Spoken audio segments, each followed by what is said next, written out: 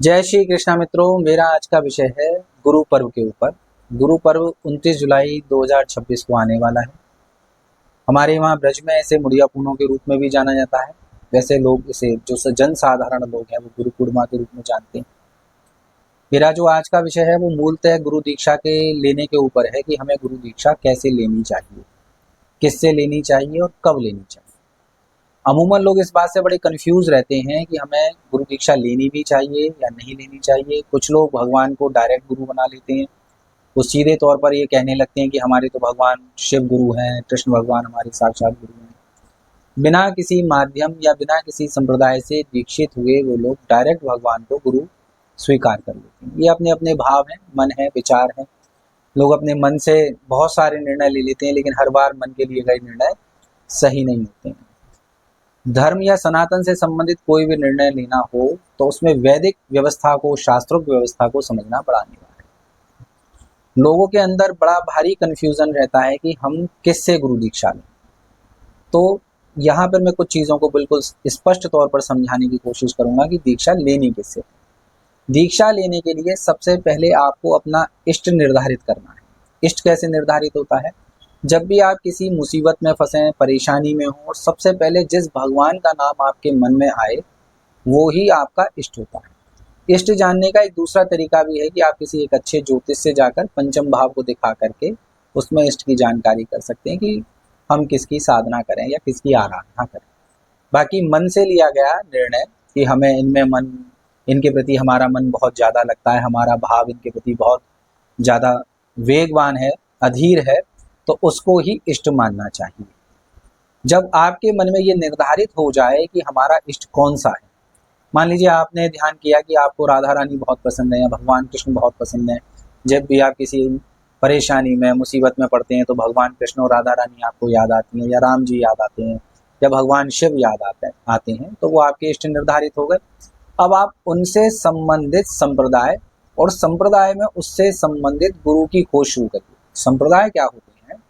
संप्रदाय ये वैदिक व्यवस्था है जो हर संप्रदाय के आचार्य के द्वारा प्रारंभ की जाती है और ये भगवान से प्रारंभ होती है। जैसे उदाहरण के तौर पर जैसे रामानंद संप्रदाय या रामानुज संप्रदाय है या वल्लभकुली संप्रदाय है, तो इन संप्रदाय की जो श्रृंखला शुरू होगी वो इनके इष्ट यानी भगवान से शुरू होगी। जैसे रामानुज संप्रदाय में भगवान लक्ष्मी नारायण से शुरू होती है, रामानंद संप्रदाय में सीताराम जी से शुरू होती है, वल्लभकुल संप्रदाय में भगवान कृष्ण से शुरू होती है। तो हर एक संप्रदाय की जो परंपरा है वो उनके इष्ट से शुरू होती है, फिर उनके विशेष आचार्य तक आती है, उसको हम मध्य बोलते हैं। मतलब आपके भगवान से शुरू हुई और आपके मुख्य आचार्य तक वो आई तो हम इसको मध्य बोलते हैं, और जो आपको दीक्षा देगा वो आपकी गुरु परंपरा के अंतर्गत आए। तो संप्रदायगत दीक्षा लेने का मूल उद्देश्य ये है कि हमें डायरेक्ट भगवान से जुड़ना है। जब हम संप्रदायगत दीक्षा लेते हैं और उस पर्टिकुलर संप्रदाय से दीक्षित व्यक्ति से दीक्षा लेते हैं तो उस संप्रदाय से जुड़ जाते हैं। संप्रदाय से जुड़ने का फायदा यही है कि एक तो सीधे सीधे तौर पर भगवान से जुड़ गए, एक आप एक पिरामिडीय श्रृंखला से जुड़ गए जिसमें ऊर्जा का एक बहुत तेज बहाव है। जब आप संप्रदायों से जुड़ते हैं तो उस ऊर्जा से जुड़ जाते हैं, और जो काम आप 7 जन्म लेकर के नहीं कर सकते वो सिर्फ एक दीक्षा लेने मात्र से ही, एक बार की एक मंत्र ग्रहण करने मात्र से ही आपका वो कार्य सिद्ध हो जाता है। आप भगवान से सीधे सीधे तौर पर जुड़ जाते हैं। अब संप्रदाय किस तरह के होते हैं? तो संप्रदाय वैसे तो 5 तरह के होते हैं, जैसे वैष्णव संप्रदाय, शाक्त संप्रदाय, शैव संप्रदाय, स्मार्त संप्रदाय, सौर संप्रदाय इत्यादि। लेकिन हम सिर्फ और सिर्फ वैष्णव संप्रदाय पर बात करेंगे। वैष्णव संप्रदाय में भी 4 प्रकार के संप्रदाय होते हैं: श्री संप्रदाय, रुद्र संप्रदाय, ब्रह्म संप्रदाय और सनकादिक संप्रदाय। इनके अंतर्गत ही जितने भी आचार्य हुए हैं इन्हीं संप्रदायों के अंतर्गत हुए हैं। एक महत्वपूर्ण बात मैं आपको समझाना चाहता हूं कि हम संप्रदायों को क्यों चयन करें। वास्तविकता में हर मनुष्य का एक अपना गुण होता है। जैसे सात्विक, राजस और तामस, 3 गुणों से ही मनुष्य की प्रवृत्तियां जानी जाती हैं कि ये सात्विक प्रवृत्ति के हैं, ये राजस प्रवृत्ति के हैं या तामसी प्रवृत्ति के हैं। इसी प्रकार भगवान के जितने भी अवतार हुए हैं उनमें उन गुणों का प्रभाव रहता है। जैसे भगवान श्री राम का जो उदाहरण के तौर पर भगवान श्री राम का जो अवतार था या जो प्रकट होना था वो परम सात्विक था, उसमें राजसी भाव बिल्कुल भी नहीं था। भगवान कृष्ण के अवतार में राजसी भाव के साथ साथ सात्विक भाव पर पूर्णता से था।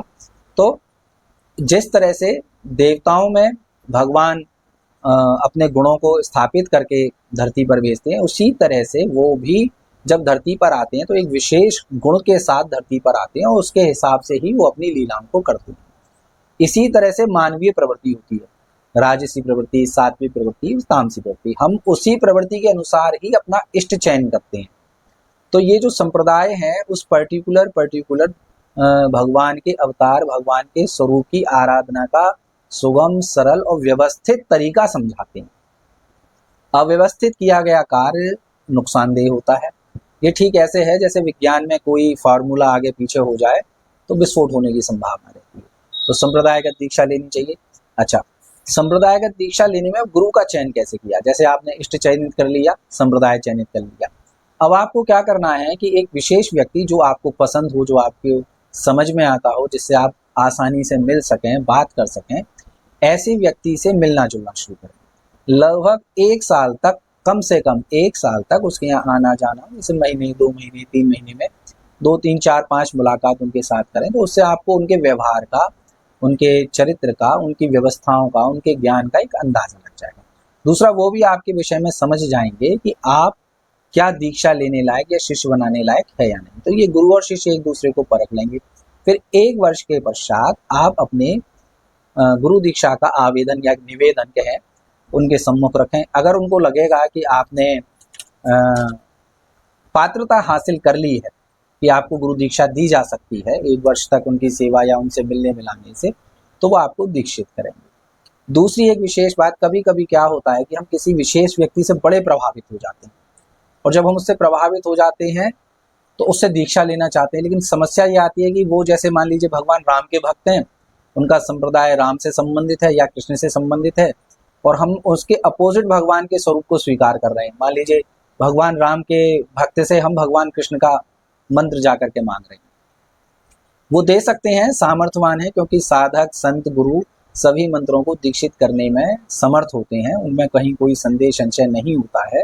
लेकिन वहाँ एक समस्या ये उत्पन्न हो जाती है कि जैसे भगवान राम के भक्त से कृष्ण का मंत्र मांगा, उन्होंने दे दिया, कहीं कोई दिक्कत नहीं, गुरु आपको मिल गए, लेकिन आप उस संप्रदाय से नहीं जुड़े, भगवान राम के संप्रदाय से नहीं जुड़ पाए। और भगवान कृष्ण का जैसे मंत्र ले लिया, अब संप्रदाय राम का है और मंत्र लिया है हमने कृष्ण का, संप्रदाय से जुड़े नहीं। अच्छा, कृष्ण भक्ति में भी अब उतना हमें सहयोग नहीं मिलेगा, क्योंकि जो राम भक्त है वो राम की व्यवस्थाओं को, राम की पूजा पाठ को, राम की मर्यादा को, इनके बारे में ही आपको ज़्यादा बताएंगे। कृष्ण के बारे में वो उतना बताएंगे भी नहीं, क्योंकि ये सबका अपना अपना अध्ययन होता है। ये स्पेशलाइजेशन जैसी चीज़ें हैं कि जैसे कोई डॉक्टर, सर्जन है, कोई न्यूरोपैथी जानता है, जो अलग अलग चीज़ों के जो डॉक्टर होते हैं, इसी तरह से ये संप्रदायगत व्यवस्थाएं होती हैं। अब मान लीजिए आपको कृष्ण भगवान से संबंधित दीक्षा लेनी है, लेकिन आपको कोई भगवान राम के भक्त बहुत पसंद आ रहे हैं। अब आपने जाकर के उनसे कृष्ण भगवान के मतलब भक्त पसंद आ रहे हैं और आपने राम की जाकर के उनसे दीक्षा ले ली, वो दे सकते हैं, दे देंगे, लेकिन आप फिर संप्रदाय से नहीं जुड़े। तो इस कन्फ्यूजन से बचिए।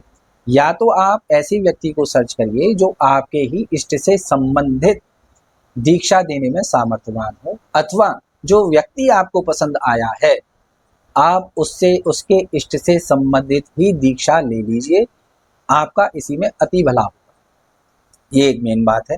इस गलती को नहीं करना है, समझना है कि हमें अगर व्यक्ति पसंद है तो उस व्यक्ति से उसके संप्रदाय की दीक्षा लेनी है, और यदि हमें कोई इष्ट पसंद है तो हमें अपने इष्ट के अनुसार ही उस संप्रदाय से दीक्षा लेनी। अब इसके बाद आगे चलते हैं तो हमारे दिमाग में कुछ एक प्रश्न और आते हैं, जैसे कि क्या नाम जप और दीक्षा यानी मंत्र जप, दीक्षा मंत्र जप अलग अलग चीज है? विद्वानों का अपना अपना मत है, लेकिन वास्तविकता में दीक्षा लेने को ही नाम दीक्षा या नाम लेना कहा जाता है। दीक्षा लेने में और नाम जप करने में कोई अंतर नहीं होता है। फर्क सिर्फ इतना होता है कि कुछ मंत्र या कुछ अभ्यास को हमें एक संयमित, व्यवस्थित तरीके से अनुशासित होकर करना होता है, और जब हम एक अनुशासन से परे, एक संख्या से ऊपर चले जाते हैं तो वही हमारा नाम जप बन जाता है। नाम जप का अर्थ ये नहीं है कि आप काउंटर लें 24 घंटे एक ही नाम को जपते रहें। जब आप मंत्र का बड़ा अच्छे से अभ्यास करने लगते हैं तो वो आपकी बॉडी के साथ रिदम में आ जाता है, और जो लोग अच्छे साधक हैं या जो अच्छे जप करने वाले या नाम जप करने वाले लोग हैं, उनको शायद ये अनुभव हुआ ही होगा कि वो जाप नहीं कर रहे होते हैं, तब भी उनके मस्तिष्क में, उनकी सांसों में वो नाम जप चल रहा होता है। ठीक, तो गुरु दीक्षा लेने के लिए सबसे पहले इष्ट निर्धारित करें, उसके बाद संप्रदाय निर्धारित करें, उसके बाद गुरु निर्धारित करें, उसके साथ 1 वर्ष तक का समय व्यतीत करें, उसके व्यवहार, नियम, संयम इत्यादि को समझने के बाद दीक्षा लेने के लिए उनसे अपना दीक्षा का निवेदन करें। ठीक, अब अच्छे गुरु और शिष्य के कुछ लक्षण होते हैं। अच्छे गुरु के लक्षण, गुरु कोशिश करें आप कि गुरु ब्राह्मण शरीर से हो, अन्य किसी शरीर मतलब और अन्य किसी वर्ण के शरीर से भी अगर गुरु है तो कोई दिक्कत कोई नहीं, लेकिन कोशिश करें कि वो उनका जो शरीर है वो ब्राह्मण हो, पहला नियम। दूसरा, सात्विक हो, मतलब उनके अंदर किसी भी तरह का तामसी स्वभाव ना हो, तामसी कोई व्यवस्था ना हो जिससे कि भविष्य में आपका मन उनके प्रति खेदवान हो। संप्रदाय की उन्हें जानकारी हो, जिस संप्रदाय से आप जुड़ रहे हैं उस संप्रदाय के वो अच्छे जानकार हों, जानकार ज्यादा ना हो लेकिन ठीक ठीक जानकार हो, कम से कम आपके प्रश्नों का अच्छे से जवाब दे सके। संपूर्ण अंग हो, मतलब उनके शरीर के सभी अंग सुव्यवस्थित हों। अंगहीन, शास्त्रों में ऐसा कहा जाता है कि अंगहीन गुरु से दीक्षा नहीं लेनी चाहिए, लेकिन योग्यता के आधार पर हम अंगहीन व्यक्ति से भी दीक्षा ले सकते हैं। ऐसा कोई क्योंकि कलयुग है और कलयुग में कुछ चीजों के नियम परिवर्तित हुए।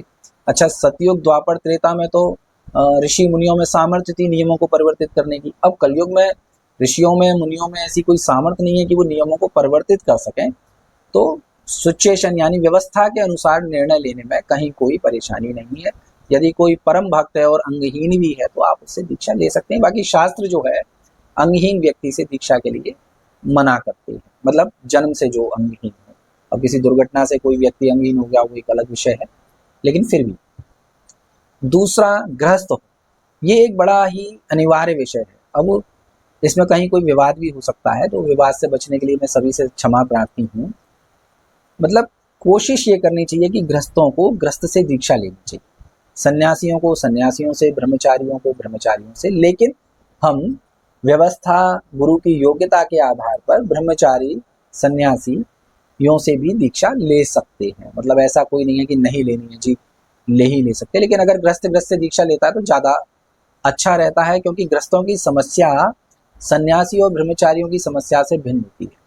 सन्यासी और ब्रह्मचारी निसंदेह योग्य होते हैं, वो अपना जीवन का अधिकांश समय या कहिए 99% समय भगवान की आराधना और अध्ययन में ही व्यतीत करते हैं, लेकिन उनको सांसारिक विषयों के विषय में कोई विशेष अनुभव नहीं होता। अगर होता है तो वो उस पर चर्चा भी उतने खुलकर नहीं कर सकते।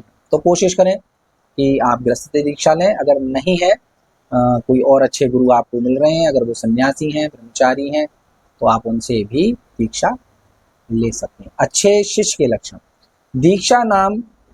दीक्षा ग्रहण करने के बाद या नाम दीक्षा लेने के बाद कभी भी शराब और मांस का सेवन नहीं करना चाहिए, नहीं करना चाहिए, नहीं करना चाहिए। यदि आप इन 2 चीजों का नियंत्रण नहीं रख सकते हैं तो दीक्षा ना लें, अन्यथा आप भी पाप के भागी होंगे और आपके गुरु भी पाप के भागी होंगे। तो दोनों, गुरु और चेला दोनों नरक में जाए, इससे अच्छा है कि दीक्षा ना लें। वैसे गुरु भी आज के समय में बहुत समझदार हैं, वो चीज़ों को समझ करके दीक्षा देते हैं और पूरा प्रयास करते हैं कि साधक या जो मंत्र दीक्षा लेने आया है वो इन सब चीज़ों से मुक्त हो, इन सब चीज़ों से दूर हो जाए, उसमें तामस का स्वभाव बिल्कुल भी ना हो, ऐसा गुरु लोग अपना प्रयास करते हैं। लेकिन वर्तमान जो समय है वो कलयुग के अधीन है, तो शिष्यों पर बहुत नियंत्रण करना बड़ा ही असंभव विषय है। तीसरा, शिष्य का जनेऊ, अगर वो पुरुष है तो अगर जनेऊ हो गया हो तो बहुत ही अच्छी बात है। वो किसी भी वर्ण का व्यक्ति हो, अगर उसका जनेऊ हो गया है और वो दीक्षा लेता है तो उसमें कहीं कोई परेशानी नहीं। एक और जो प्रश्न है लोगों के मस्तिष्क में रहता है कि पति पत्नी दोनों एक ही गुरु से दीक्षा ले सकते हैं कि नहीं, क्या वो भाई बहन तो नहीं हो जाएंगे? तो ऐसा कुछ नहीं होता है। वास्तविकता में हम भगवान का नाम ग्रहण कर रहे हैं, भगवान से जुड़ रहे हैं, और अगर हम ना भी जुड़े तो हम वास्तविकता में भगवान की ही संतान हैं, तो क्या हम सगे भाई बहन नहीं? तो इस तरह का कोई वहम अपने मन में नहीं लाना है। कि एक ही गुरु से दीक्षा लेने पर पति पत्नी भाई बहन हो जाते हैं, तो आप एक गुरु से दीक्षा ले सकते हैं। कोशिश करिए वैष्णव दीक्षा लीजिए, भगवान विष्णु से संबंधित अवतारों की दीक्षा लीजिए, क्योंकि भगवान विष्णु ही परम सात्विक हैं और मोक्ष का मूल कारण भगवान विष्णु भगवान ही है। भगवान विष्णु के जितने भी अवतार हैं उनसे संबंधित किसी भी अवतार की आप दीक्षा ले सकते हैं। अब मान लीजिए आपका शिव में ही मन बहुत लगता है, शक्ति में ही बहुत मन लगता है, तो वैष्णव संप्रदायों में इनकी आराधना पर, इनकी उपासना पर कोई बाउंडेशन, कोई बंधन नहीं होता है कि आप विष्णु भक्त हैं तो शिव की उपासना नहीं कर सकते, आप विष्णु भक्त हैं तो शक्ति की उपासना नहीं कर सकते, ऐसा कुछ भी नहीं है। आप बड़े आराम से सबकी पूजा कर सकते हैं। लेकिन फिर भी अगर मन बहुत ही ज्यादा शिव में है, शक्ति में है, तो आप शिव और शक्ति से संबंधित संप्रदायों से दीक्षा लें, आचार्य का चयन करें, अपना समय उन्हें दें। अच्छा, दीक्षा के लाभ क्या होते हैं? दीक्षा का मूल लाभ तो मोक्ष ही है।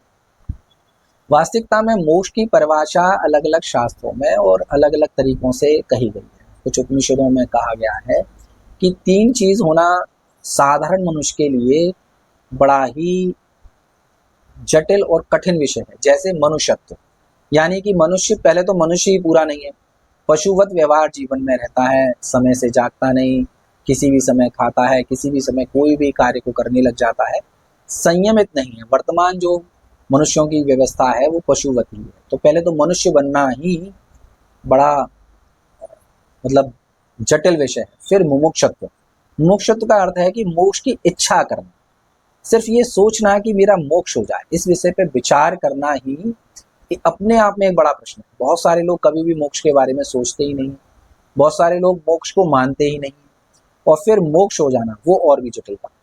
तो दीक्षा मोक्ष को प्रदान करने वाला सर्वोत्तम उपाय है, मतलब सबसे सरल और सबसे उत्तम उपाय गुरु दीक्षा है, जो आपको मनुष्यत्व, मुमुक्षत्व और मोक्ष प्रदान करती है।